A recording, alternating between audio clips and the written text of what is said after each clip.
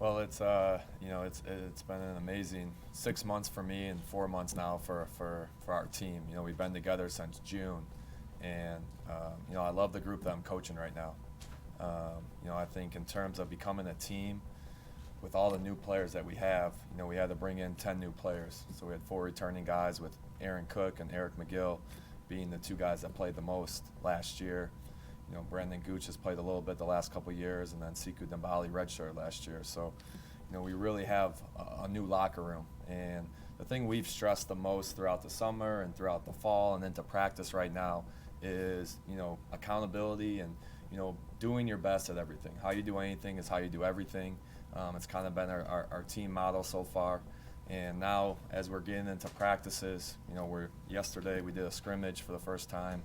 We're 15 practices in, and we're really trying to form our identity as a basketball team. I think throughout the summer, the main focus was becoming a team in terms of on the court, off the court, in the classroom, in the community.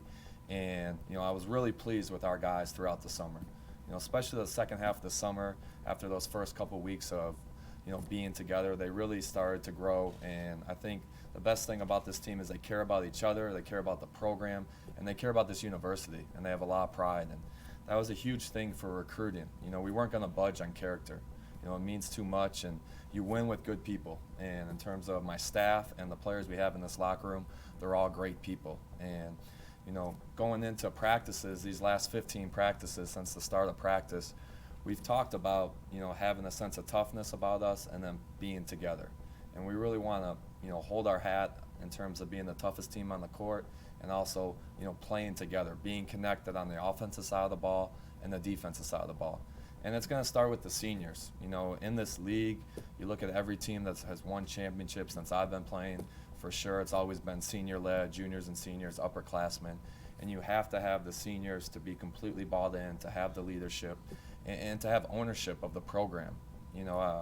I tell them every single day, this is your program. They have to have that type of ownership, that sense of responsibility. And I think for us, for especially AC and Eric, even though they've been here, everything we're doing is kind of new in terms of the basketball, the X and O's, the teaching, how we're running offense, how we're doing defense. So it's still new for them, but they've been trying, to grasp the concepts and then teach the younger guys. And what they've been doing is they've been teaching with their work ethic, their energy, making sure that everyone's on time every single day. And that's been awesome. And Barrett and Ronnie, those two guys to come in here from different programs, both of them have been in the NCAA tournament with their other programs. I think, to have those four seniors, for the younger guys in our program has been a huge advantage. I know for me as a first-time head coach and to take over the program, I couldn't ask for better seniors right now. And, like I said, as the season goes along, it's really going to, our focus is going to be how much better can we get every single day. We want to play our best basketball in March, in February and March. And, the team we are right now is going to be drastically different than the team we are in 3 or 4 months. And I think when you have a new team with so many new players, and, we really, Barrett, Ronnie, Eric, and AC are the only guys who have really played Division I basketball before. Brendan Gooch has played a little bit here. But, we do have a lot of new guys. So the teaching part has been huge for us through practices. And they've been picking things up. And every day we go over the same habits because those same habits lead to success. But, I'm extremely pleased with this group's effort and this group's energy every single day. And, I think with this group, the thing that I've said the most and what is rare is that all 14 guys that we have in our locker room, they love to play basketball. That they're in the gym, they're in the arena by themselves all the time, without us, without coaches.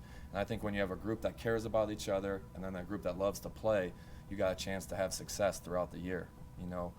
The younger guys in the program, they're learning every single day. They're learning how to be student athletes in college. They're learning, what it takes to be successful as Division I college basketball players. And their attention to detail has been really good, especially for freshmen and sophomores.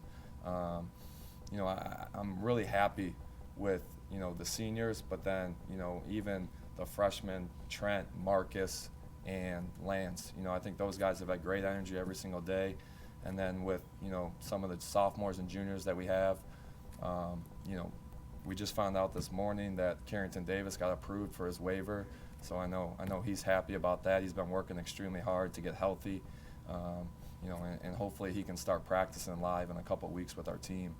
But all of our guys, in terms of off the court, academic success, community, they've been great. And on the court, we've been working extremely, extremely hard. And I think, when you get to practice 15, you're looking forward to playing against someone different. We've been going 4 hours a week in June, July, in August, part of September, and now, we've had 3 weeks of practice. And I think Tuesday, when Minnesota State comes here, the guys are going to have a sense of energy and a sense of excitement that they've been looking for. So it's exciting.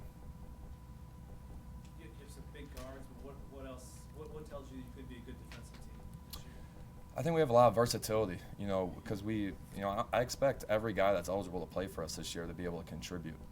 So I think we can do a lot of different things in terms of matchup-wise, guard things different ways. But then I think with Barrett, Ronnie, AC, and Eric, those 4 seniors, they can all move their feet. They're all long. They're all athletic.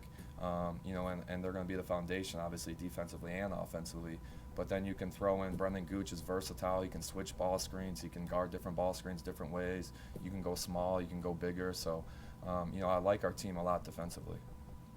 Coach, you mentioned Barrett and Ronnie. Just what do you think prepares them to play maybe a bigger role than they have kind of in the last year or two? Yeah, I think just their work ethic. I mean, talking to both their coaches at, Coach Collins, Coach Martin, I mean, they were one of the hardest workers on their teams, coming from Northwestern, coming from Missouri, and they've put in the work throughout the years, and they've played, behind really good players at their respective schools, and I think they have a chip on their shoulder. They're motivated. They want to leave a legacy here, and they've been the hardest workers, to go with Eric and Aaron, in the program. So, and we're going to give them the ownership, and I'm going to give them trust, because they deserve it. Coach, just shifting gears just a little bit. First-year coach, how's the transition been? Can you talk a little bit about transitioning to a new program? Yeah, it's been great. Obviously, those first couple months with the recruiting side of it was a lot, and it was exciting though. And to come back to SIU, to come back to my home, where I played, where I know so many people, where I'm familiar with the school, it's such a huge advantage. Just because I can talk to families, I can talk to kids about my experience and what I had here, and I'm lucky to be able to be here. I'm grateful for this opportunity, and I'm excited for the future of this program. I'm excited for this year. I really do enjoy coaching this group every single day. And it's going to be so easy, Bryan, to compare how your team plays with how you play as a player. Are you going to, good or bad, when it matches and it doesn't? Yeah. Are you going to encourage that or discourage that? I mean, I hope we're a better shooting team than I was. But I mean, in terms of the toughness, the work ethic, the competitiveness, that stuff that I kind of staple myself on, that's definitely going to be our identity and our personality as a team. And I tell these guys every day that we can mess up a play or something, but if we play hard and we play through it, good things will happen. And the type of student athletes we look for in recruiting are guys that fit the identity of the program, kind of fit myself, guys that I want to coach. And I think it's important to make sure that we get the right guys in here that represent the program, this region, this community the right way. And so I think in terms of winning basketball games, winning championships in the Missouri Valley Conference, I mean, you look every year, you look at the top 3 teams defensively, those are usually the teams that finish 1, 2, and 3. And that hasn't changed for a long time. So I think toughness, discipline, being able to get stops, and then obviously executing, with discipline on the offensive side, wins games no matter what level you're at. Stevan, do you envision him being more than just a practice player, or will he be very helpful as far as rebounding? I saw him the other week go on the floor for a loose ball, and everybody clapped and gave him standing ovation. I thought that was pretty nice. Yeah, Stefan's been great. I mean, he came here 2 weeks into school. We came here a little bit late, but he came here right when we were doing a boot camp, and he, I think he earned the guys' respect right away just with how well he did when we were doing some of our toughness stuff and conditioning things. And he's been great in practice, and he's still learning because he is, 8 weeks behind the rest of the team in terms of what we did in the summer. But I expect him to contribute. Like I said, you know, we don't have a top 7, top 9. You know, I think every spot is still open right now, and we're still, in terms of becoming a basketball team, learning what lineups are best, what lineups, you know, are better defensively, offensively. We're still putting that together right now. How do you expect Carrington to add to the team now that you know that you will have this season? Yeah, I mean, you know, his biggest thing is to get healthy first. He's got to be 100% healthy. He's gone through with the Achilles surgery, and he's still coming back from that. But I think once he does get healthy, he can bring versatility. I mean, he's got a great frame. He can make shots. You know, he can probably switch 1 through 4 defensively. So, you know, he's a unique player in terms of multiple positions. He can play offensively and defensively for us. Where do you think he is, I guess, health-wise? He can run, he can Yeah. dribble, but Yeah. he's not cleared for contact. Yeah, he hasn't done contact with our team yet. So he's been doing some of the shell stuff, you know, the skill things we do, individual improvement with the guards every single day. You know, for him, it's kind of a week-by-week basis. You know, how he goes through this week, if his body feels good, then we'll progress him next week and continue to move on. But, you know, structurally, everything's good right now. So and that's the biggest thing. And now it's just getting his muscles, his conditioning, and mentally for him to make sure he feels comfortable doing everything as well. Could you give us a little idea, not exact perhaps, about your offense? What are you trying to do with that? Is it, I see a lot of exercises during practice where you're passing 4, 5, 6 times. Yeah. It will involve a lot of passing? Yeah, I hope so. Yeah. Unless we get layups right away. Yeah. You know, we want to play with 4 guards who can all pass, shoot, and dribble, and even our bigs to be functional. And we want to move the ball side to side. You know, we have a thing we say 0.5 seconds. You have 0.5 seconds to pass, shoot, and dribble. So, you know, I just don't want one guy dribbling it 10, 15 times and then calling for a ball screen. You know, so we've been working a lot on ball movement and spacing. And you know, we want everyone to be a threat when they catch the ball. And you know, I think that way, if someone gives it up, if AC gives it up, he's going to get it back. It's going to change sides. He'll get the ball back. And, you know, I think when you have multiple guys who can make plays, it makes it really hard to guard, because the Valley is such a heavily scouted league where everyone knows everyone's actions, where if we can teach the guys how to play rather than just teaching them a bunch of plays, I think we can be successful offensively. Can you teach a guy to be a better passer, or is that just innate? I mean, you're a great passer. Yeah. I don't know whether it was because you're just a great passer, or you probably both. Yeah, Practicing yeah. that. No, I definitely think you can teach a guy how to be a better passer. We do a lot of breakdown drills, you know, in terms of having the guys read the different progressions off ball screens, or read different, you know, 2-on-1 situations, 3-on-2 situations, where they get more comfortable making decisions that isn't, you know, so this is where you have to pass it, you know. And so we try to put the guys in drills where they have to make reads, and we teach them, and we do it every single day. I mean, individual improvement, the skill development piece is huge for our program and moving forward. Coach, I can feel your intensity rise the minute you walk behind the podium. You want your players to feel that way too? Absolutely. I mean, we have to get better every single day. You know, I mean, we have, you know, like I said, 10 new players. We can't have a day off. We can't have a bad day. We got to learn every single day, and it's important. I keep telling the guys that the season's coming. It's going to be here. You know, we can't play against someone today. You know, we can't play Drake today. We can't play Illinois State today. So we have to get better against ourselves, and we have to take advantage of today. As a first-year head coach, what's the most valuable piece of advice you've gotten from somebody in your circle? That's a good question. I don't know if it's most valuable, but I would just say, you know, surround yourself with good people, you know, and, you know, that was one thing I learned, obviously, with Coach Mosier, just in terms of building a program, building a staff. How to do it is, you know, if you have great people around you, you know, good things will happen. And in terms of the players, the staff, administration, the university, you know, and I think that's been the most positive thing about my first 6 months here is the people that I get to interact with every single day. Do you know how you're going to determine whether this is a successful season or not? You know, for me, it's about how much better we get from now until the end of the season, and then, you know, the consistency of our team. You know, do we show up? Do we play with that sense of toughness and togetherness every single game that we step on the court? And I think the results will take care of themselves if we do those things. You know, I don't think, you know, putting a number on the wins or losses is going to define success for us. What have you liked about Marcus Yeah, Marcus is he's been great. You know, he's got a great sense of maturity as a freshman. Extremely strong work ethic, very skilled player. Really good feel, can pass the ball. He's versatile as well. He can post up, he can come off a ball screen. So he's been great. He's done everything we've asked for and more as a freshman. And Gooch has made a huge jump since I got here in the springtime to right now in terms of his body, first of all, and his conditioning level, and then I think his mentality and his confidence.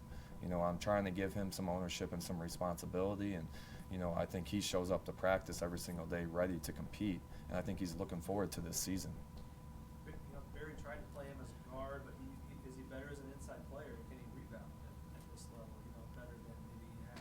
Yeah, I think that's the biggest thing we stress with him too is the rebound and the boxing out and then being able to release and go get the ball in terms of when he is playing like a 5 spot. But I think he's a versatile guy. He's a matchup kind of guy where, you know, if they have a big guy on another team who doesn't get off on ball screens, you can pick and pop on him. You know, defensively, like I said, you can do different things ball screen coverage-wise with him too. You know, I think rebounding is the biggest issue with him and making sure that, you know, but it's not just him. It's, you know, we say you know, all 5 guys got to rebound. So if Gooch boxes out his man, Eric's got to go rebound down. AC's got to go rebound down. You know, Ronnie's got to go rebound. So it's an all 5 guy effort. A lot of your younger guys have postseason play over the sophomore and freshman, especially played in title games, won titles. How important was that to you when you were recruiting them to find guys that had deep postseason play and played at the top of their game, I guess? Yeah, it was a huge thing. I mean, recruiting winners, guys who have won before, I think is imperative in terms of the growth of this program. And, you know, the guys we brought in, I think 8 out of the 10 guys have won state championships or played in NCAA tournaments before. And I think when you build your locker room with a bunch of guys who have won before, that's all they know. So if you get a bunch of guys who have won their whole life, then teaching them how to run a horn set or a type of action is a lot easier than teaching a kid how to dive on the floor for a loose ball or how to be tough or how to be competitive. And so we're really trying to recruit the character part as much as, you know, the jump shooting and the ball handling and the post moves. From what you've seen so far, do you have enough shooters? Yeah, we have enough shooters. We have enough shooters. I think we have a good mix with this group. You know, with Eric and AC, they're explosive. I mean, they're probably 2 of the more explosive guards in the Valley in terms of getting the ball and going coast to coast. And then, you know, I think all the guys we brought in with Marcus, Trent, Lance, Harwin, all those guys can make shots. Is CQ still on pace, Bryan? Yeah, Siku's on pace. He's got another X-ray tomorrow, but everything's good. This is 7 weeks was Monday, so by 8 weeks, hopefully next week, he can start doing some stuff on the court and then progress from there. I mean, have you heard, I guess, November? Is that best case scenario? Maybe he's back to they can practice and possibly play for you in November? Yeah. I mean, I don't, you know, hopefully be able to practice, you know, again, if he doesn't practice till the 1st of November, missing 8-9 weeks, it's going to be hard for him to be able to play right away, just conditioning wise and, you know, all that. But, you know, I think he'll be able to practice hopefully by November. With Chris Lowry going to the Hall of Fame this weekend, kind of impact did he have on you with your time together that maybe you can draw upon now in your current role? Yeah, Coach is he's been a huge mentor to me, you know, all the way up until now. I still talk to him once a week. You know, I've said before, I think the best thing he gave our teams and what he taught us is he gave us a mentality that we knew every time we stepped on the court we were going to win. And we believed we deserved to because of how we worked and our mindset. And that's something I would love to be able to pass on to the teams I coach here, is that mindset and that toughness that, you know, we deserve to win, you know, we want it more. And, you know, Coach has had success everywhere he's gone. And in terms of the legacy he's left here at SIU, as being a player, an assistant coach, and a head coach, I mean, he's done some remarkable things here as a Saluki. You're facing several teams that have gone to NCAA and NIT tourneys. Is the non-conference schedule kind of a testament to the potential of your team? Yeah, it's going to be a challenging non-conference schedule, and you know, I think when you have seniors, you know, you want to get tested in the non-conference, and you know, our road games especially, you know, to be able to go and win a game on the road is a huge challenge. And you know, we put it together by design. I think, you know, for us to be successful in the Valley season, that the non-conference is a good test for us. And again, we need to get better through the non-conference to be able to have a successful Valley season. Anything about redshirting anybody? Not right now. It hasn't. Yeah, not right now.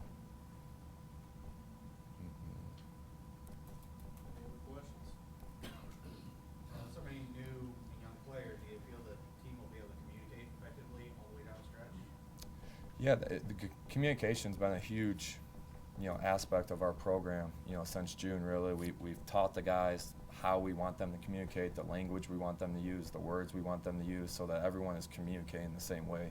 I think once you have a team that uses the same language, then it's easier to remember things, it's easier to talk about different actions. So, we've done, tons of film sessions, gone over things with guys, and that's an everyday thing in terms of the communication. And it starts with our 4 seniors, and it's got to trickle down to the, juniors, sophomores, and freshmen. But, the communication aspect is huge for the success of the program.